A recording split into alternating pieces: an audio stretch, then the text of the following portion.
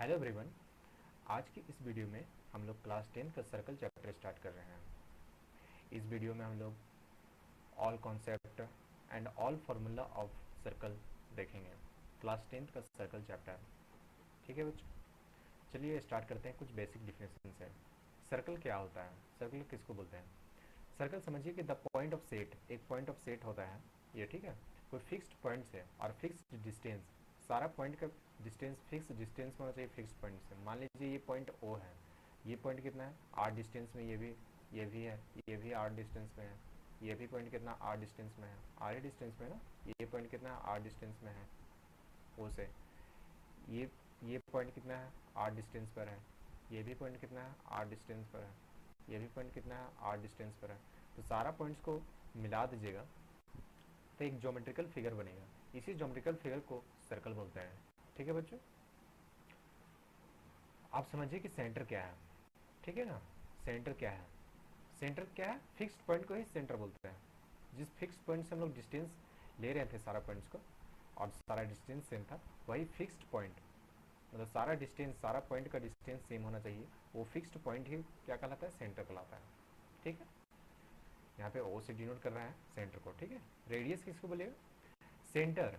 Centre और any point of a circle, मान लीजिए कि ये पॉइंट है, ठीक है, ये पॉइंट है, तो इसको सेंटर से मिला दीजिएगा। तो ये जो डिस्टेंस होगा पॉइंट और सेंटर के बीच का, जो डिस्टेंस होगा, इसी बोलते हैं रेडियस, ठीक है बच्चों। आप समझिए डायमीटर। डायमीटर से डायमीटर समझने से पहले कॉर्ड समझिए, कॉर्ड क्या होता है। जैसे मान लीजिए कि ये पॉइंट, कोई सर्कल में ये पॉइंट है और ये पॉइंट है, ये दो पॉइंट्स को मिला दीजिएगा तो ये इसको बोलते हैं कॉर्ड, ठीक है। यहाँ पे कॉर्ड का डिफिनेशन भी लिखा हुआ है, a line segment joining any two points of the circle, ठीक है ना। मान लीजिए ये पॉइंट दोनों को मिला लिए, एक कॉर्ड हो गया, ठीक है। जब कॉर्ड कॉर्ड अगर सेंटर से पार कर जाए, अगर मान लीजिए ये कॉर्ड क्या है, बीसी एक कॉर्ड है, बीसी कॉर्ड है ना, दो पॉइंट्स को मिला रहा है, सर्कल का दो पॉइंट्स को मिला रहा है, ये कॉर्ड है। लेकिन ये सेंटर से पास हो रहा है, तो अगर सेंटर से पास हो जाएगा तो इसको बोलते हैं डायमीटर, डी, ठीक है। इसको डी से डिनोट करते हैं, डायमीटर, समझ गए ना। डायमीटर क्या है, कॉर्ड से ही निकला है डायमीटर, ठीक है। मान लीजिए कि ये पॉइंट और ये पॉइंट, दोनों पॉइंट को मिला दिए तो ये कॉर्ड बना, और ये अगर सेंटर से पास हो गया तो इसको क्या बोलिएगा, डायमीटर।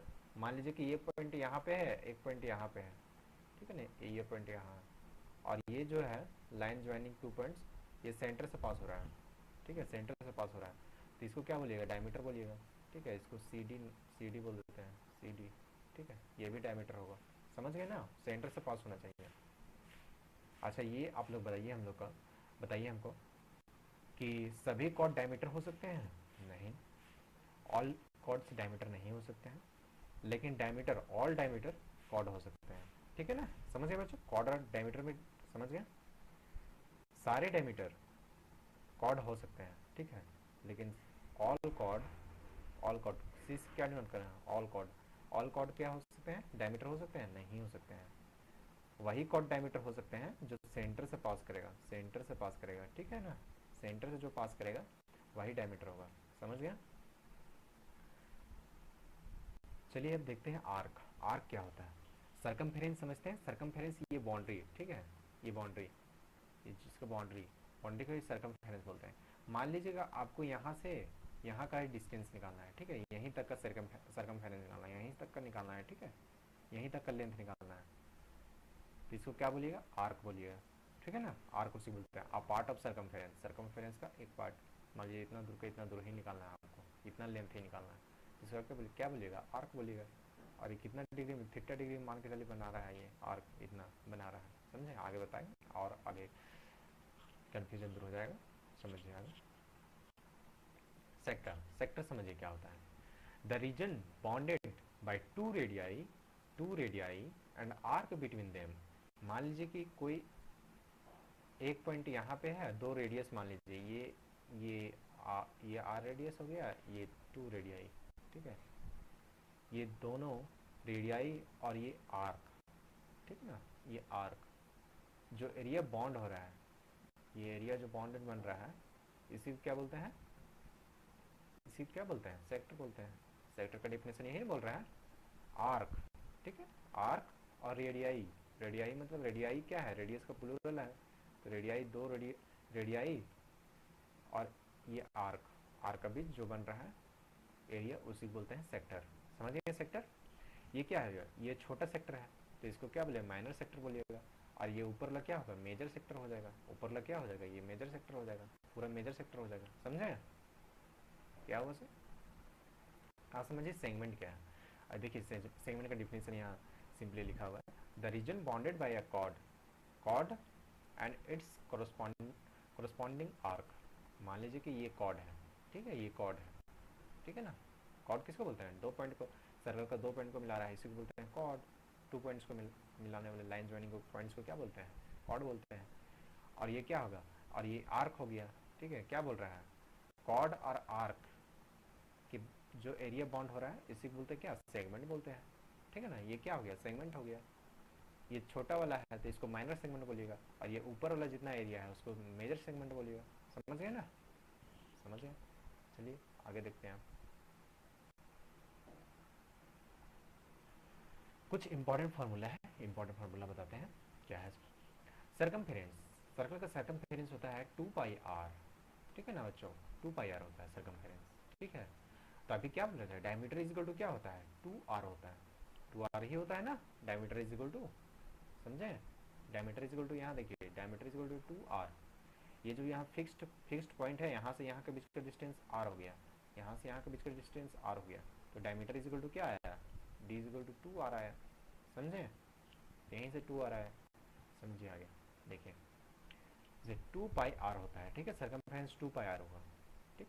अब 2r के जगह में क्या लिख सकते हैं, d ले सकते हैं ना, पाई 2r, ठीक है। 2r इज इक्वल टू क्या होता है, d होता है। तो पाई डी भी इसका फॉर्मूला हो सकता है सर्कमफेरेंस का, ठीक है। d is equal to d, 2r के जगह में क्या लिख दिए, d लिख दिए। 2r इज इक्वल टू क्या होता है, d होता है, d is equal to 2r ही होता है ना, रिप्लेस कर दिए, 2r को रिप्लेस कर दिए d से, तो पाई डी हुआ, ठीक है। समझ गए ये ना, सर्कमफेरेंस पाई डी और 2πr, आप समझिए। और इसका एरिया तो 9 क्लास में पढ़े होंगे, पाई आर स्क्वायर होता है, ठीक है, पाई आर स्क्वायर, समझिए ना, पाई आर स्क्वायर होता है। एरिया ऑफ सेक्टर आगे अगला स्लाइड में देखेंगे, अच्छे से बताएंगे उसको, ठीक है। आप समझिए कि ये पाई कैसा है, ठीक है। जैसे कोई एक सर्कल है, ठीक है, मान लीजिए पाई का वैल्यू कैसे आया, पाई का वैल्यू कैसे आया, पाई कैसा आया, ठीक है, पाई कैसा आया वो बता रहे हैं। जैसे कोई सर्कल है, ठीक है, इसका जो सरकमफेरेंस है, सरकमफेरेंस यही ना सरकमफेरेंस है, इसका सरकमफेरेंस मान लीजिए, सरकमफेरेंस को डिवाइड कर दीजिएगा डायमीटर से, ठीक है, इसको डायमीटर से डिवाइड कर दीजिएगा, तो जो रेशियो होगा, रेशियो बनकर आएगा, उसी को बोलते हैं पाई। पाई यहीं से आया, ठीक है, पाई इज इक्वल टू क्या आया, ये सरकमफेरेंस, ठीक है, और ये डायमीटर, ठीक है ना। इसको यही इसी के रेशियो को बोलते हैं पाई। पाई का वैल्यू क्या होता है, 22/7 होता है, 22/7, या इसको डेसिमल में लीजिएगा तो 3.14 ही लेना है, ठीक है, 16 मत लीजिएगा, 3 वो टोटल वैल्यू दिया हुआ 3.14 लेना है, ठीक है, क्वेश्चन में, या फिर 22/7 लेना है, ठीक है बच्चों, समझ गए। अब ये सब कुछ थ्योरम है, थ्योरम अगला पेज में बताएंगे, अगला स्लाइड में बताएंगे। चलिए देखते हैं। जैसे एरिया, ठीक है, पायर स्क्वायर अभी बता दिए पायर स्क्वायर कैसा है। अब एरिया ऑफ सेक्टर देखते हैं, ठीक है। सेक्टर क्या बोले थे, दो रेडियाई, दो रेडियाई, ये रेडियाई हो गया, ये रेडियस हो गया, दो रेडियाई हो गया, और ये आर्क हो गया, ठीक है ना। ये जो एरिया बन रहा है इसी को बोलते हैं, क्या बोलते हैं, सेक्टर बोलते हैं। और ये माइनर सेक्टर हो गया, ये इधर लग क्या हो गया, मेजर सेक्टर हो गया, समझे। तो ये सेक्टर का एरिया कैसे निकलेगा, टोटल एरिया, आप समझिए सेक्टर का एरिया कैसे निकलता है। टोटल एरिया तो सर्कल का एरिया, टोटल एरिया कितना होता है, पाई आर स्क्वायर होता है, इतना तो जानते हैं, ठीक है ना। ये थीटा डिग्री बना रहा है, थीटा डिग्री बना रहा है ना। और ये मान के चलिए कोई पॉइंट है, ठीक है, ये तो टोटल कितना डिग्री होता है, 360 डिग्री होता है ना। तो इसमें कितना एंगल बन रहा है, ये टोटल कितना एंगल बन रहा है, 360 डिग्री एंगल बन रहा है। समझिए यहाँ, यहाँ पे समझिए, बताते हैं, फिर से बता रहे हैं, इरेज करने दीजिए। जैसे ये यहाँ पे कितना डिग्री बन रहा है, 360 डिग्री बन रहा है। 360 डिग्री में एरिया कितना बता रहा है, इतना बता रहा है। मान लीजिए 360 डिग्री में आपका एरिया पाई आर स्क्वायर हो रहा है, ठीक है, पाई आर स्क्वायर हो रहा है, ठीक। 360 डिग्री में, 360 डिग्री में एरिया कितना है, पाई आर स्क्वायर, ठीक है बच्चों। तो थीटा डिग्री में कितना कितना एरिया होगा, थीटा डिग्री में ही एरिया निकालना है ना, थीटा डिग्री में ही एरिया निकालना है ना, 360 डिग्री में तो नहीं निकालना है। तो डायरेक्ट पाई आर स्क्वायर तो नहीं होगा यहाँ पे सेक्टर का एरिया। तो यहाँ थीटा डिग्री में निकालना है, तो theta degree angle theta degree में कितना एरिया होगा सेक्टर का, सेक्टर का एरिया निकलेगा कैसे, तो इसको 360 डिग्री में पाई आर स्क्वायर होता है, तो इसको 360 से डिवाइड कर दीजिएगा, तो 1 डिग्री में कितना आया, 1 डिग्री में आया पाई आर स्क्वायर बटा 360 डिग्री आया। वही आपको थीटा डिग्री में करना है, तो थीटा डिग्री दोनों से मल्टीप्लाई, दोनों तरफ मल्टीप्लाई कर दीजिएगा, pi r square 360 degree into theta, तो यहीं से आया इसका वैल्यू, ठीक है, theta by 360 degree, theta by 360 degree into pi r square. समझे फार्मूला कैसे आया, समझ गए ना बच्चों। चलिए अब आर्क लेंथ बताते हैं, ठीक है, आर्क लेंथ कैसे आता है, आर्क लेंथ फाइंड कैसे किया जाता है आर्क का, ठीक है, बहुत ही आसान है। इसको फार्मूला को रटिए मत, ठीक है, फार्मूला कैसा है वो समझिए। जैसे इसका पूरा सर्कमफेरेंस क्या होता है, 2 पाई आर होता है, 2 पाई आर ही होता है ना, और आपको क्या निकालना है, इतना दूर के ही आर्क लेंथ निकालना है, इतना दूर के ही निकालना है ना, और ये एंगल यहाँ कितना दिया हुआ, थीटा डिग्री दिया हुआ, तो 360 डिग्री में 360 डिग्री में सर्कमफेरेंस कितना होता है, 2 पाई आर होता है, तो 1 डिग्री में सर्कमफेरेंस क्या होगा, 2 पाई आर बटा 360, यही ना होगा। और आपको थीटा डिग्री में निकालना है, तो थीटा डिग्री मल्टीप्लाई कर दीजिएगा दोनों तरफ, तो 2 पाई आर, तो इसका मान के चलिए थीटा डिग्री में निकालना है, तो थीटा डिग्री में क्या निकलेगा, दोनों तरफ मल्टीप्लाई कर दीजिएगा। समझिए फिर से समझाते हैं कैसे आया ऐसा। जैसे 360 डिग्री में सर्कमफेरेंस क्या होता है, 2 पाई आर होता है, आपको इतना ही आर्क लेंथ निकालना है, इतना ही निकालना है, टोटल कितना होता है 2 पाई आर होता है, और आपको थीटा डिग्री में निकालना है, थीटा डिग्री में निकालना है ना, तो 1 डिग्री को पहले निकालिए, तो 1 डिग्री क्या हो जाएगा, 2 पाई आर बटा 360 हो जाएगा, और आपको थीटा निकालना है, थीटा दोनों तरफ मल्टीप्लाई कर दीजिएगा, 2 पाई आर बटा 360 इंटू थीटा, तो यही फार्मूला आ जाएगा। समझ गए ना कैसा है सर, तो इसी प्रकार एरिया ऑफ सेक्टर का बनेगा। समझ गए, अब याद करने की कोई ज़रूरत नहीं है, समझ जाइए ना कैसे फ्रेम हुआ, फार्मूला कैसे फ्रेम हो गया, समझ गए। अब चलिए आगे देखते हैं, ठीक है बच्चों, चौथा नंबर, ठीक। अब एक चीज़ यहाँ, ये ट्राइंगल का एरिया क्यों निकाला जाता है ये पहले समझिए। ये क्या है, ये आर्क है और ये कॉर्ड है, कॉर्ड और आर्क के बीच का ये जो एरिया बॉन्ड होता है इसको क्या बोलते हैं, सेगमेंट बोलते हैं। ये माइनर सेगमेंट हो गया, ये सेगमेंट ही है ना, ये क्या है, सेगमेंट है, सेगमेंट ही है ना। तो सेगमेंट का एरिया कैसे फाइंड कीजिएगा, ये तो पूरा हो गया 2 रेडियस और ये आर्क, ये क्या होता है, सेक्टर होता है। सेक्टर के एरिया में अगर ये ट्राइंगल के एरिया माइनस कर दीजिएगा तो ये वाला एरिया बचेगा, रुकिए एक बार और फिर से बताता हूँ। जैसे ये मान लीजिए यहाँ पे देखिए, ये सेगमेंट का एरिया निकालना है, ये सेगमेंट का एरिया निकालना है, इतना दूर का एरिया निकालना है, ठीक है, इतना दूर का एरिया निकालना है। ये पूरा क्या है, ये पूरा क्या है, ये पूरा क्या है, सेक्टर है, ये पूरा क्या है, सेक्टर है। सेक्टर में अगर ये ट्राइंगल के एरिया घटा दीजिएगा, ठीक है, ट्राइंगल के एरिया घटा दीजिएगा, ट्राइंगल का एरिया घटा दीजिएगा तो इसका एरिया निकलेगा, समझे। तो सेक्टर में, ठीक है, ये पूरा सेक्टर हो गया, ये पूरा सेक्टर ही है ना, सेक्टर में इसको ट्राइंगल के एरिया घटा देना है, ठीक है, ये ट्राइंगल, ये ट्राइंगल, ये ट्राइंगल के एरिया घटा दीजिएगा तो आपको सेगमेंट का एरिया बचेगा। समझ गया सेगमेंट का एरिया कैसे निकलता है तो। और देखिए ट्राइंगल के एरिया निकालने के लिए आपको एक फार्मूला के लिए याद करना है, ठीक है, सारा क्वेश्चन बन जाएगा। एक फार्मूला क्या याद करना पड़ेगा, जैसे ये आर है, ठीक है, ये आर है, दोनों तरफ हमेशा तो रेडियस 2 ही आर रहेगा और दोनों तरफ सेम रहेगा, ठीक है ना, और यहाँ थीटा डिग्री, ठीक है। तो इसका एक फार्मूला होता है ये ट्राइंगल के एरिया फाइंड करने के लिए, एरिया इज इक्वल टू होता है half r square sine theta, sine theta, ठीक है। थीटा की जगह क्या लेना है, यहाँ कुछ भी डिग्री 30 डिग्री 40 डिग्री, तो मान लीजिए कि थीटा का वैल्यू दिया हुआ है 45 डिग्री, ठीक है, 45 डिग्री, तो इसका एरिया क्या हो जाएगा 1/2 आर स्क्वायर साइन 45 डिग्री, ठीक है ना, सिंपल। समझ गया, थीटा डिग्री वैल्यू दिया हुआ है, थीटा का डिग्री, थीटा का वैल्यू दिया हुआ रहेगा, ठीक है, आर का वैल्यू दिया हुआ रहेगा, तो इसका एरिया निकल जाएगा ट्राइंगल का। समझ गए, केवल ये फार्मूला याद रखना है, ये फार्मूला याद रहेगा तभी सेगमेंट का एरिया निकाल पाइएगा, ठीक है, सेगमेंट का एरिया निकलेगा, इसी से ड्राइव होता है सेगमेंट का एरिया। सेगमेंट का एरिया क्या बताएं, मान लीजिए ये तो पूरा सेक्टर हो गया, ठीक है, सेक्टर के एरिया में ये ट्राइंगल के एरिया घटा दीजिएगा, ट्राइंगल का एरिया माइनस कर दीजिएगा, माइनस कर दीजिएगा तो यही एरिया बचेगा ना। समझ गए सेगमेंट का एरिया कैसे निकलेगा उसको, समझ गए। चलिए आप कुछ इंपॉर्टेंट पॉइंट है, ठीक है ना, कुछ इंपॉर्टेंट पॉइंट समझिए, देखिए बताते हैं, कुछ नोट है, ठीक है। जब use theta as a minus central angle, theta जो लेना है आपको, मान के चलिए सेगमेंट का एरिया निकालना बोला तो ये थीटा लेना है, ना कि ये थीटा लेना है। आपको मेजर निकालने बोलेगा तो मेजर निकालने बोलेगा तो 360 में थीटा घटा देना है, ठीक है, 360 में थीटा घटा दीजिएगा, जितना थीटा डिग्री वैल्यू दिया होगा तब उसके बाद निकलेगा उसका वैल्यू, ठीक है, यहाँ पे दिया हुआ है।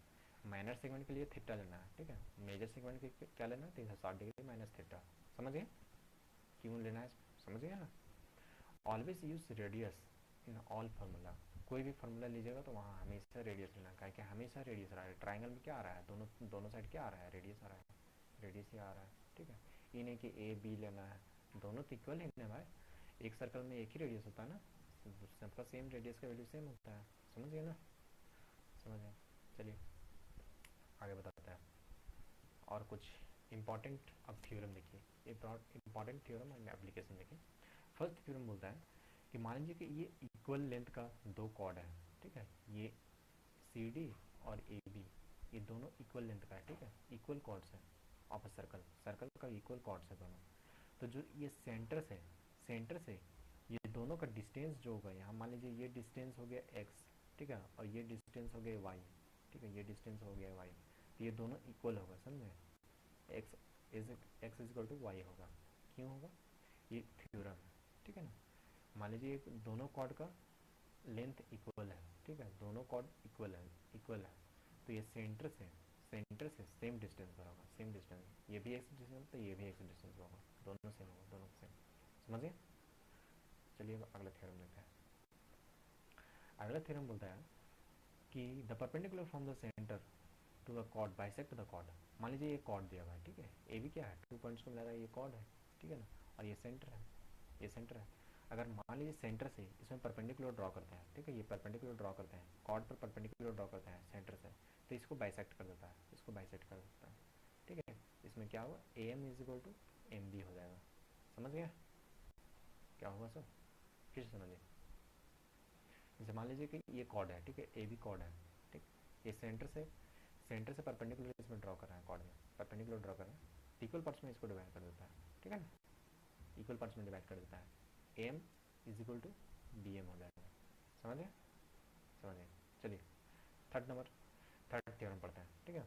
थर्ड थ्योरम बोलता है कि that line drawn from a centre to bisect to chord is perpendicular to the chord. मान लीजिए कि ये कॉर्ड ए बी है, ठीक है, और ये लाइन ड्रॉ करते हैं इसमें, ठीक है, और इसको मान के चलिए इसको बाइसेक्ट कर रहा है, इसी का ऑपोजिट है, ठीक है, इसको कन्वर्स मान लीजिए, इसको बाइसेक्ट कर रहा है, तो ये क्या हो जाएगा, परपेंडिकुलर हो जाएगा, परपेंडिकुलर होगा। ये बाइसेक्ट कर रहा है तो समझिए कि परपेंडिकुलर है, समझिए ना, परपेंडिकुलर है, समझे, इसी का ऑपोजिट कन्वर्स हो रहा है, कन्वर्स थ्योरम में दोनों, समझे। मान लीजिए कि इसको बाइसेक्ट कर रहा है तो ये परपेंडिकुलर होगा, अगर ये परपेंडिकुलर है तो ये इसको बाइसेक्ट कर रहा है, इतना चीज़ याद रखना है, ठीक, समझे। चलिए अगला थ्योरम पढ़ते हैं, fourth number theorem. Angles in the same segment of a circle are equal. Angles in the same segment, मान लीजिए ये सेम सेगमेंट है, ठीक है, ये सेगमेंट एपी से एपी, ये वाला सेगमेंट, ये बताते हैं कि एक्स ये ये ये ये और ये सेम सेगमेंट है, ठीक है, सेम सेगमेंट है ऑफ अ सर्कल, सर्कल का आर इक्वल, एंगल इसमें इक्वल होगा, ठीक है, जो ये एंगल बन रहा है यहाँ पे, ये सेंटर पर एंगल जो बनेगा, ये एंगल जो बनेगा और इधर जो एंगल बनेगा, ये एंगल दोनों सेम होगा। समझ गए ना। चलिए अगला अगला थ्योरम पढ़ते हैं। अगला थ्योरम क्या होता है, angle in a semi circle is a right angle. मानिए ये सेमी सर्कल, इसको क्या बोलेंगे, ये सेमी सर्कल है, इसको आधा आधा डिवाइड कर देगा तो सेमी सर्कल बनेगा, और सेमी सर्कल हमेशा हमेशा पेरीमीटर में right angle triangle, right angle form करता है, ठीक है, राइट एंगल बनाता है, राइट एंगल बनाता है। ये मान लीजिए कि यहाँ पे एंगल बनाएगा तो ये भी राइट एंगल बनेगा यहाँ